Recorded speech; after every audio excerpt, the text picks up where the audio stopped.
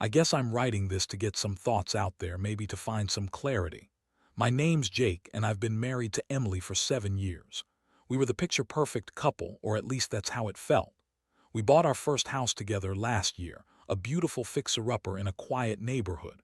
The kind of place where you could imagine raising kids, maybe even hosting barbecues with friends. But now, it feels like a giant mausoleum of what was. Everything seemed fine at first. Sure, we had the typical couple squabbles, who left the dishes in the sink, why I didn't take out the trash last Tuesday, but nothing I thought would lead to this. I mean, we were in the thick of a home renovation project. It should have brought us closer, but if anything, it started revealing cracks in our once solid foundation. I noticed little things at first. Emily was more distant, often glued to her phone, sneaking off to the bathroom for longer than necessary. I dismissed it as stress from the renovations. I mean, who wouldn't be overwhelmed between choosing paint colors and dealing with contractors? Still, a nagging feeling started creeping in. Friends noticed. 2. Emily seems off, one said casually over drinks. You good, man? But I shrugged it off. What did they know? Then came the first real sign. One Saturday, I was working on the living room trying to put up drywall while juggling a phone call with our contractor. I walked into our bedroom to grab a tool, and as I entered, I noticed her laptop was open. The screen flashed a conversation. I didn't mean to pry, but the words leaped out at me like a neon sign. I can't wait to see you again.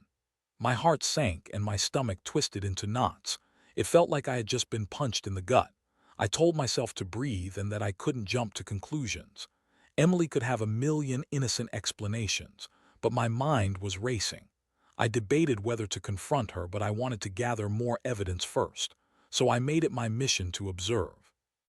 Over the next few days, I started to notice even more inconsistencies: missed calls, late nights at work, and the way she would suddenly change the subject if I asked about her day. My gut told me something was seriously wrong, and my heart sank deeper with each day that passed. I finally couldn't take it anymore. I decided to follow her one Friday night. I knew she had said she was meeting a friend for drinks, but something didn't sit right.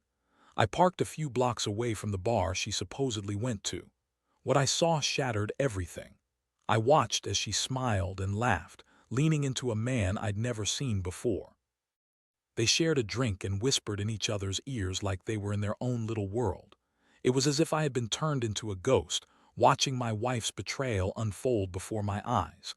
I felt sick, both angry and heartbroken, like the ground beneath me had given way. When the night was over, I saw them leave together. They embraced, and that's when I knew for sure. I had seen enough. I drove home in a daze, my mind racing with anger, sadness, and a whole lot of confusion. How could she do this to me? After everything we built together, when she finally came home, I was waiting for her. I had rehearsed a million ways to confront her, but nothing could prepare me for what came next. As she walked in, I felt like a volcano ready to erupt. "Where have you been, Emily?" I asked, trying to keep my voice steady, but it cracked. She looked taken aback, her eyes wide. "I was out with Sarah. We had drinks." I took a deep breath, holding back the flood of emotions threatening to break through. "You're lying." She opened her mouth to protest, but I cut her off. "I saw you, Emily, with that guy."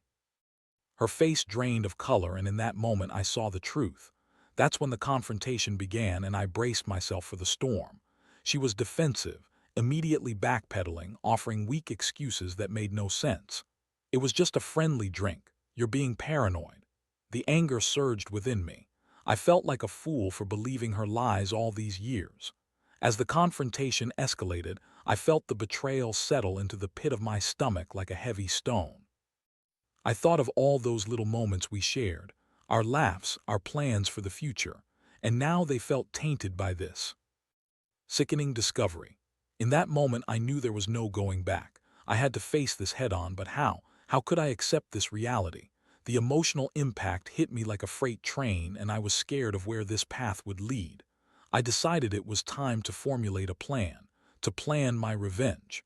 I wasn't going to let her walk away unscathed. I needed to show her that I was not the man she thought I was. I wanted to take back control. Part 2 was going to dig deeper into the revenge I had in mind. After that confrontation with Emily, my mind was racing. I felt a mix of anger, hurt, and a burning desire for revenge. I wanted her to understand the consequences of her actions. It wasn't just about betrayal. It was about respect, trust, and the life we had built together. I wasn't about to let her get away with it. In the days that followed, I started to formulate a plan. I needed to gather evidence, a strategy to hit her where it would hurt the most. I couldn't just confront her without proof, without a solid foundation for my actions. I began to document everything: her late-night phone calls, her strange excuses, and even her social media interactions. I felt like a detective, poring over each piece of evidence. I dug through her phone when she left it lying around. I found more messages with that guy, a pattern of flirtation that sickened me. "You're so hot. I can't stop thinking about you. Let's meet again soon." Each message was like another stab to my heart. I was angry at her, but also at myself for not seeing it sooner. How could I have been so blind? With the evidence piling up, I started planning my next move. I had to draw her out, to make her think everything was okay while I maneuvered everything behind the scenes. I decided I would stage a romantic weekend getaway, just the two of us. I figured if I could recreate some of that initial magic, maybe I could catch her off guard and expose the truth. I booked a cabin in the woods, hoping the seclusion would provide the right atmosphere. I couldn't help but feel a sense of satisfaction as I crafted the perfect scenario. I wanted to see if she would still betray me, even in what should be a loving environment. Did she think she could keep lying to my face and get away with it? The night before we left, I made sure to keep everything light and fun. We shared a bottle of wine, laughing about old memories, dancing like we used to. I wanted to see if I could find a flicker of the love we once shared, but deep down, I knew it was a facade. I was just waiting for the right moment to drop the bomb. The next day, we drove to the cabin. The early spring air was crisp and the forest was beautiful. I tried to enjoy the moment, but all I could think about was the showdown that was coming. As we settled in, I casually brought up the renovations we had planned for the house. "It's going to be great once we finish everything, right?" I smiled, watching her reaction closely. "Yeah, of course," she replied a little too quickly. I could see a flicker of guilt cross her face. I knew I had her on edge. Later that evening, after grilling on the porch and sipping beers, I decided it was time. I couldn't let her enjoy this getaway without addressing the elephant in the room. I forced the casual tone as I said, "You know, I've been thinking a lot about us lately." Emily turned to me, her expression shifting from relaxed to tense. "Oh, what about?" I took a deep breath, the weight of the moment pressing down on me. "I feel like there's been some distance between us, and I just wanted to make sure you're okay." She quickly turned defensive. "What do you mean?" "I'm fine, Jake, everything is fine," but I wasn't buying it. I leaned in closer, lowering my voice. "You know, I saw those messages on your phone. You're not fine, Emily. You've been seeing someone else. I know about him." Her face went pale, and for a moment there was silence. I could see the cogs working in her head, trying to figure out how to respond. "That's ridiculous. I can't believe you would accuse me of that. You're being paranoid." I couldn't let her wriggle free. "Don't lie, Emily. I've seen the messages. I know what's been going on." The anger bubbled up in her and she snapped back.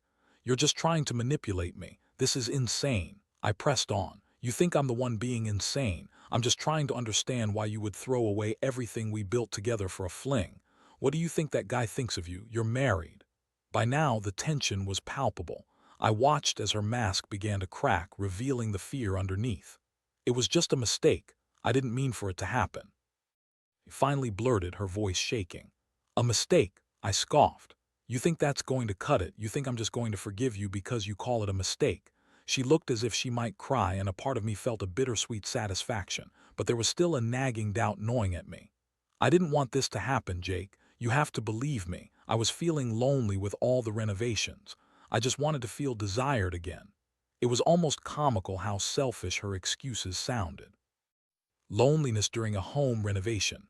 I was working my ass off to build a life for us, and she was busy cheating on me. "So you decided to sleep with someone else instead of talking to me. That's your solution." The emotional impact hit me again, crashing over me like a wave. I felt like I was sinking beneath the weight of betrayal. I couldn't believe this was the woman I had loved, the woman I thought I knew. As the confrontation grew, I realized I wasn't just angry, I was hurt. I had invested so much into this relationship, and now I was being repaid with lies and infidelity. I felt a mix of heartbreak and determination, knowing I wouldn't let her walk away unscathed. In that moment, I made a decision. I wasn't going to let this define me. I would take back my dignity, and I would make sure she understood the gravity of her actions. I would ensure that revenge wasn't just sweet, it would be poetic. I wanted her to remember the day she chose to betray me. And I was going to make sure that her infidelity wouldn't go unpunished. With the confrontation barely settled, I already had my revenge in mind. After all, I was a man scorned, vulnerable yet ready to fight back. There was still so much to plan. Part 3 was where things were really going to take a turn. In the days following our explosive confrontation at the cabin, I felt a mixture of adrenaline and clarity. It was like a fog had lifted, and I could see precisely what I needed to do. The betrayal was still raw, but I was no longer drowning in sadness. Instead, I was fueled by a desire for revenge. I was going to show Emily that she couldn't just toss aside our marriage like yesterday's trash without facing consequences. I decided to hit her where it would hurt the most, our home. The house we had painstakingly renovated together was supposed to be our sanctuary, a symbol of our shared dreams. But now, it felt tainted, and I wanted to reclaim my part of it. I began to devise a plan to turn our dream home into something she'd never forget, a reminder of what she lost when she betrayed me. To start, I needed to get my legal ducks in a row. I consulted with a lawyer, someone who specialized in divorce and property disputes. The consultation was eye-opening. I learned about my rights regarding the house, especially since I had put down a significant portion of the down payment. I could fight for my half, and I intended to do just that. It felt good to take a step, however small, toward regaining control over my life. The idea of divorce made my heart race, but it also offered a strange sense of relief. I could finally put an end to the pain of betrayal and begin to heal. The lawyer advised me to document everything: conversations, financial contributions, and Emily's infidelity. I was ready to gather evidence that would ensure I got my fair share. Once I had the legal aspect under control, I turned my attention back to Emily. I needed to keep her on her toes while I continued to gather information. I went back to the house, pretending everything was normal. I was cordial, even helpful, moving furniture and preparing for the final stages of our renovations. She seemed suspicious, but didn't press me about my emotional state.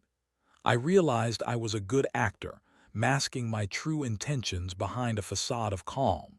Then came the perfect opportunity to execute the next part of my plan. One evening, I invited a few friends over for what I framed as a casual get-together. I wanted to create an atmosphere that felt normal, to make Emily think everything was okay. As the night wore on, I made sure to subtly drop hints about how well things were going with the renovations, how excited I was about our future. But I also began planting seeds of doubt in her mind. "Hey, I was talking to Mark today," I said, casually tossing out the name of a mutual friend. "He mentioned that he saw you at that bar a while ago. I think he said something about you looking pretty cozy with someone." Emily's expression froze for a moment, and I could see her mind racing, trying to figure out what to say. "That's ridiculous." She laughed a bit too loudly. "You know, I was just out with Sarah." "Sure, sure," I replied, taking a sip of my drink. "But you know how rumors spread, right?" I made sure to meet her eyes, letting her know that I was aware of more than I let on. Tension in the air was palpable, and I reveled in it. I could see she was uncomfortable, and it was delicious. I wanted her to feel the weight of her choices, to be haunted by her actions. I wasn't going to let her rest easy. I wanted her to be aware that I was no longer the oblivious husband she had taken for granted. As the night progressed, I encouraged my friends to share their own stories of betrayal and heartbreak, framing it as light-hearted banter. Emily's discomfort grew, and I fed off her anxiety. I was painting a picture of impending doom, and it felt good to see her squirm. I wanted her to understand how serious this was, how irreversible her decisions had become. After everyone left, I took a moment to breathe. I felt empowered. I was reclaiming my narrative, and I wasn't going to let her dictate my emotions any longer. The following week, I continued to put my plan into action. I contacted contractors to begin some renovations of my own, renovations that Emily would have never anticipated. I started turning the basement into a gym, something I had always wanted but had put off for years. I made sure to choose colors and designs that she would have never picked, making the space distinctly mine. It felt like a tangible way to carve out my identity in the home we once shared. I even considered throwing a housewarming party for my new spaces, inviting friends and family to see the transformation. I imagined Emily's face as she walked through the front door, only to find my personal touches glaring at her from every corner. I wanted her to see what she had lost, to understand that she had thrown away something beautiful for a fleeting thrill. As the renovations progressed, I also started dating again. It felt liberating to be out in the world, meeting new people, and reconnecting with myself. I wasn't looking for anything serious, but the attention I received reminded me of what I had been missing. I wanted to show Emily that I could move on and be happy without her. It was empowering to realize that I was worthy of love, respect, and happiness, something she had denied me for so long. But every now and then, I found myself reflecting on what had happened. The moments of anger still surged, but I was learning to channel that pain into something productive. I knew revenge was sweet, but it was also essential for my healing process. I had to take back control, to remind myself that I was stronger than her betrayal. As I prepared for the next phase of my plan, I felt a mix of excitement and trepidation. I was ready to confront Emily one last time, this time with undeniable proof in hand and a plan for the future. I wanted to see her reaction when she realized that I was no longer the man she once knew. Part 4 would reveal how I executed the final stages of my revenge and what unfolded during that pivotal confrontation. The moment I had been preparing for was finally within reach. I had a clear vision of how I wanted things to unfold. I was going to confront Emily one last time, but this time I would do it with undeniable proof in hand. I wanted to show her that I had moved on both emotionally and physically, and that her betrayal had consequences. It was a rainy Saturday afternoon, the kind of day that made everything feel heavy and gray. I had set the stage perfectly. The contractors were wrapping up the renovations in the basement, and I decided it was the perfect time to bring Emily over to see the transformation. I could feel the excitement bubbling inside me as I thought about how I would reveal everything. I texted Emily to let her know I wanted to show her the new space. She responded with a nonchalant "Sure, I'll be there in a bit." I could sense her hesitation, but I didn't care. I was ready for whatever was to come. When she arrived, I watched as she stepped into the house, her eyes scanning the living room. "Wow, it looks different in here," she commented, trying to mask her nervousness. I could see she was on edge, and that only fueled my resolve. "Come on, I want to show you something special," I said, leading her down the hall to the basement door. The excitement in my chest was palpable, and I hoped she could feel the tension radiating off me. As we descended the stairs, I flipped on the lights, revealing the transformed space. The gym was bright, with shiny new equipment set up, the walls painted a vibrant blue, my choice, not hers. I couldn't help but smile at her reaction. Her eyes widened, and for a brief moment I saw a flicker of admiration. "This is incredible," she exclaimed, but I could hear the undercurrent of confusion in her voice. It struck me as peculiar how she could still find joy in something that wasn't for her anymore. She had lost the right to share in these moments. "Yeah, I figured it was time to invest in something that made me happy," I replied, my tone casual but loaded with meaning.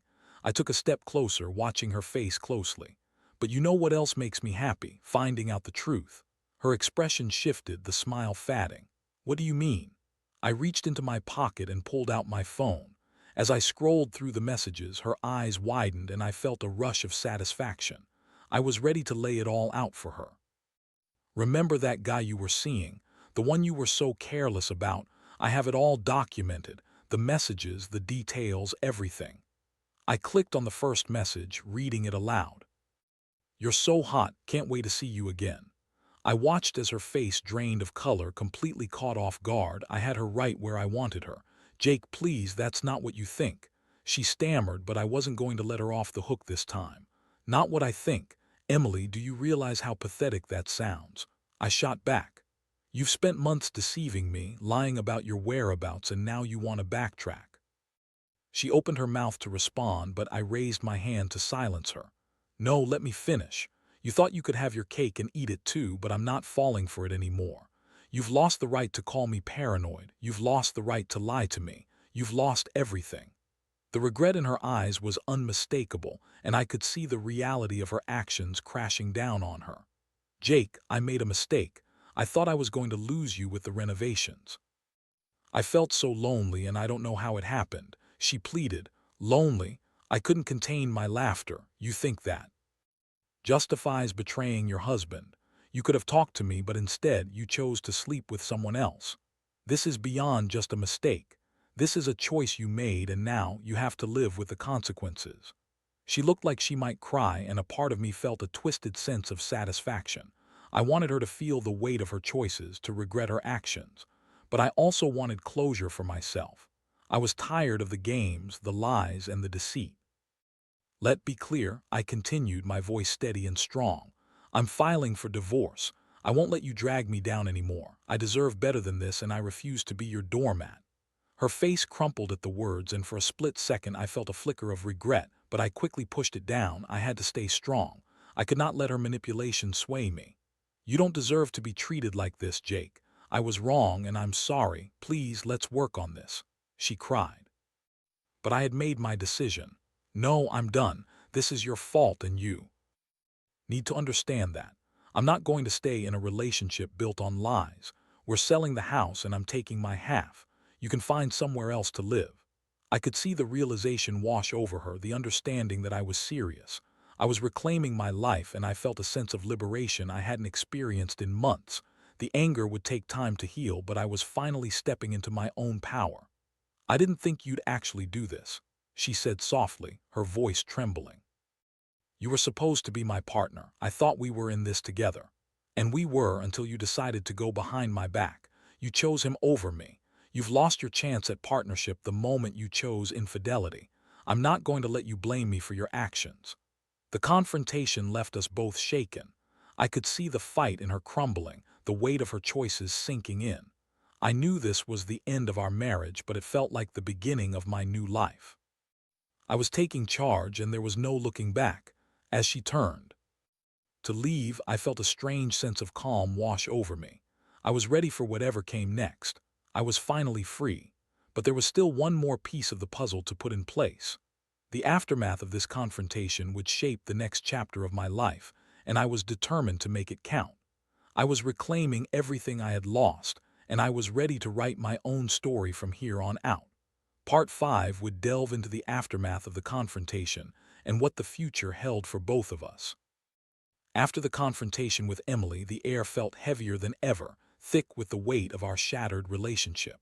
I sat in the basement gym room, the vibrant blue walls a stark contrast to the turmoil in my heart. I had never imagined that my marriage would come to this. A house filled with memories now turned into a battleground of betrayal and heartache. As Emily walked out the door, I felt a mix of emotions. Part of me was relieved. I had finally laid bare the truth. But another part of me was engulfed in sorrow. I had loved her fiercely, and to see the end of our marriage was like losing a part of myself. Yet I reminded myself that I had made the right decision. I was reclaiming my dignity, my life, and the future I had thought we would share. In the following days, I threw myself into handling the logistics of our divorce. I consulted with my lawyer more frequently, drafting papers, organizing my finances, and discussing the sale of the house. I had made it clear to Emily that I wanted my half of the equity, and if she wanted to contest it, I was prepared to fight. I was done being the nice guy. This was about survival now. While my mind was preoccupied with the divorce, my emotions were still in a whirlwind. I found myself replaying memories of happier times with Emily, our first date, our wedding day, moments of laughter and love. Each memory was a double-edged sword, reminding me of what I had lost while also fueling my determination not to look back. Each time the thought of her betrayal crept in, I pushed it away and refocused on my future. I also began reaching out to friends I hadn't seen in a while, seeking their support. A few of them were unaware of my situation, and sharing my story felt cathartic. They listened as I recounted the events leading up to the breakup, the betrayal, and my plans for moving forward. Their empathy was comforting, and slowly, I started to feel like I was emerging from a dark tunnel. Then came the day I had been anticipating, the moment Emily and I would officially finalize the divorce. We arranged to meet at the lawyer's office, and I felt a mix of anxiety and determination. I wanted to confront her one last time to see her face when she realized the consequences of her actions. When I arrived at the office, I found Emily already sitting in the waiting area. She looked pale and worn, her eyes red-rimmed as if she hadn't slept in days. I took a deep breath, preparing myself for the encounter. She glanced up and forced a weak smile, but I could see the sadness etched across her face. "Hey," she said softly, almost as if she were afraid to speak too loudly. "Hey," I replied, my tone neutral. I didn't want to engage in small talk. There was nothing left to say that hadn't already been said. We were called into the office, and as we sat across from our lawyer, the weight of the moment settled heavily on my shoulders. The lawyer began explaining the paperwork, outlining the terms of our divorce, and I felt my stomach churn. This was it, the end of an era. As we signed the papers, I felt a flood of emotions. I glanced sideways at Emily, her hands trembling slightly as she wrote her name. For a moment I felt a pang of sympathy, but I quickly snuffed it out. She had made her choices, and now she had to face the consequences. The meeting concluded, and as we left the office, we stood awkwardly outside, unsure of what to say. I decided to break the silence. "This is it then, we're really doing this." Emily nodded, her eyes glistening with unshed tears. "I didn't think it would come to this, Jake. I never wanted to hurt you." I scoffed, a bitter laugh escaping my lips. "But you did, Emily. You hurt me deeply. You could have chosen honesty, but instead you chose betrayal. I need to protect myself now." She opened her mouth to respond, but no words came out. Instead, she looked down, defeated. The silence stretched between us, thick with unspoken words and unresolved feelings. I wanted to scream, to tell her how much her betrayal had shattered me, but I also knew that at this point it wouldn't change anything. "Take care of yourself, Emily," I finally said, my voice low. "I hope you find what you're looking for." With that, I turned and walked away, each step feeling liberating. As I left, I took a moment to breathe deeply, feeling the weight of the past lift off my shoulders. I was free, and I was ready to start anew. In the following weeks, life began to take on a new rhythm. I immersed myself in my work, focusing on my career and my newfound independence. I continued to work on my gym, pushing myself physically and mentally. I even started going out on dates, nothing serious, just casual outings that helped me regain my confidence. With each passing day, the pain of Emily's betrayal dulled a little more. I realized I was rebuilding my self-worth, finding joy in activities I had long neglected. I took up hiking, rediscovered my love for cooking, and even joined a local book club. I was learning to enjoy my own company again, but there were still moments of doubt. Occasionally, I'd find myself reminiscing about the good times we had, the laughter we shared. The memories would hit me hard, but I quickly reminded myself of the reality of our situation. Her choices had led us here. I was determined not to let those thoughts pull me back into the darkness. As the weeks turned into months, I finally felt like I was moving forward. I was no longer the man who had been blindsided by betrayal. I was stronger, wiser, and more aware of what I deserved. I had learned a valuable lesson. I would never again allow someone to take my love for granted, and I would always prioritize my own happiness. Reflecting on everything I had been through, I felt grateful for the lessons learned, even if they had come at a high price. I was ready to embrace the future, no longer haunted by the past. I had taken back my life, and I was determined to make the most of it. As I prepared for the final chapter of this journey, I felt a sense of closure. Part 6 would take me to a place of newfound strength and what lay ahead. Months passed after the divorce, and life began to feel normal again. I settled into my new routine, focusing on self-improvement and personal growth. Each day felt like a fresh start, and I was surprised by how resilient I had become. The pain of Emily's betrayal, although still present, had shifted into a catalyst for transformation rather than a weight dragging me down. I continued to invest time in my gym, pushing my limits and discovering new strengths both physically and mentally. I had met some great people along the way, friends who supported my journey and shared similar experiences. Their camaraderie reminded me that I wasn't alone in this world, that every setback could be a stepping stone to something greater. One Saturday afternoon, I decided to revisit the cabin where I had confronted Emily. I felt a strange pull to return, not to relive the painful memories, but to reclaim the space for myself. Upon arrival, the familiar sights of nature enveloped me, and I felt a wave of nostalgia wash over me. Standing on the porch, I took a deep breath, allowing the fresh air to fill my lungs, feeling free from the shackles of my past. As I gazed out at the view, I realized how far I had come. I was no longer that man who had been blindsided by betrayal and heartbreak. I had emerged from the storm, stronger and more self-aware. I reflected on how my marriage to Emily had shaped me, both positively and negatively, and how I had used that experience to build a better version of myself. That evening, I decided to have a small gathering at the cabin. I invited a few close friends and shared my journey over drinks and laughter. It felt good to fill the space with light and happiness instead of the shadows that had once loomed over it. I wanted my friends to know that this was a celebration of rebirth, of moving forward and leaving the past behind. During the gathering, I caught up with Sarah, a friend from the book club who had become an integral part of my new life. We had developed a connection that was both refreshing and exciting. She had been there for me during my toughest moments, always encouraging me to embrace my newfound freedom. As we chatted, I could see that spark of interest in her eyes, and I couldn't help but feel hopeful. "Jake, I'm really proud of how far you've come," she said, leaning in closer. "You deserve all the happiness in the world." Her words resonated deeply with me. For the first time in a long while, I felt a genuine connection forming, one built on trust, respect, and mutual understanding. I smiled, feeling a warmth spread through me. "Thanks, Sarah. It's been a journey, but I'm finally starting to feel like myself again." As the night went on, I noticed how easily we interacted, how laughter flowed between us. I found myself drawn to her in a way I hadn't expected. Maybe I was ready to take that leap again. I hadn't realized how much I had longed for companionship until that moment. Just as I was starting to savor this new chapter, my phone buzzed with a notification. It was a message from Emily.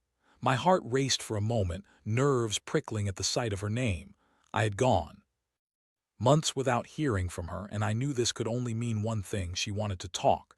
Taking a deep breath, I opened the message. "Jake, can we please meet? I need to explain some things."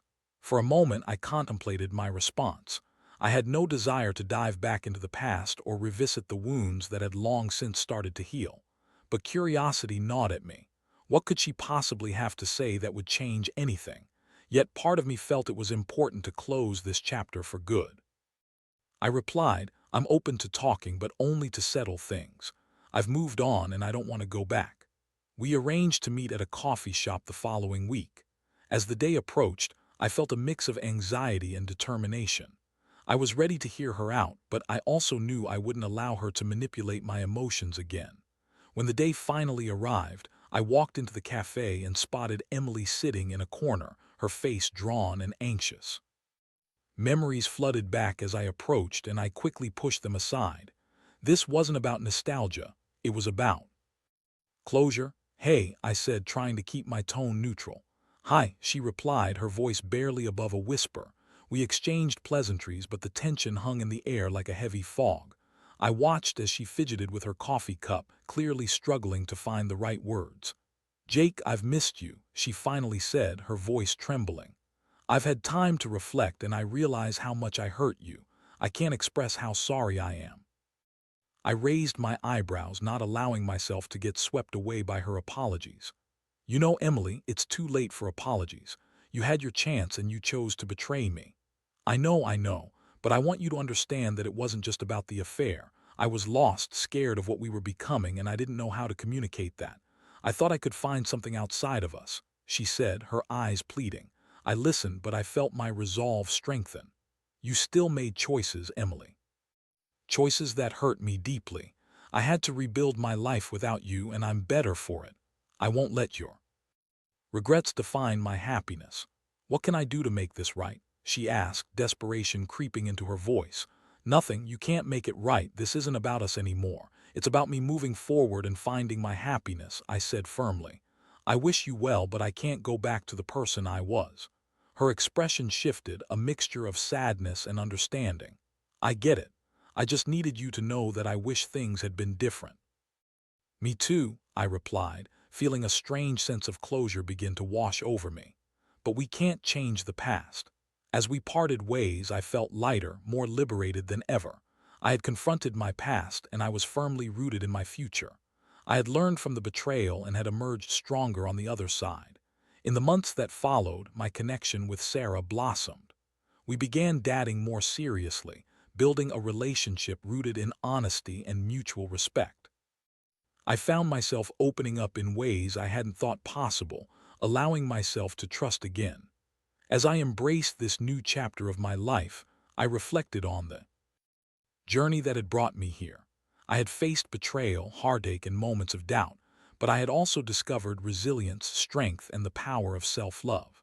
I had learned that sometimes the end of one story is merely the beginning of another. Looking back, I realized that while Emily's betrayal had been painful, it had also paved the way for my growth. I was ready to embrace life with an open heart, filled with hope and excitement for what lay ahead. I had taken back my dignity, my happiness, and my future, and for that I was truly grateful.